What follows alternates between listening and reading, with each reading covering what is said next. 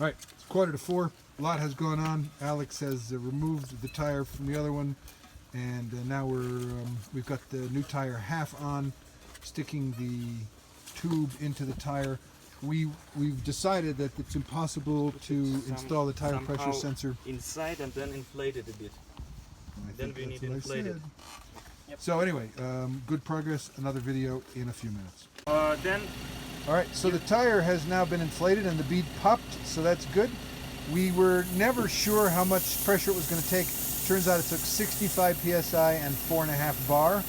So at any rate, the tire is now on there. Now we've got to obviously deflate it a bit and mount the discs and the tire pressure sensor, and then put it back on the bike. So probably another, call it 15 minutes worth of work. All right, there you go. You can see that we put the tire together and we set the bead. It set on one side, but it didn't set on the other side. So you can see that gap, and you can see the gap goes away here. So watch what happens. It makes a distinctive pop when it sets. 7 bar? last time it was 4.5. 4.5 bar.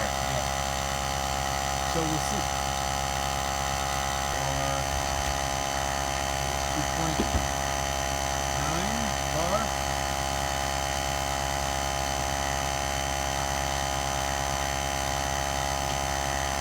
That's 50 psi. There we go.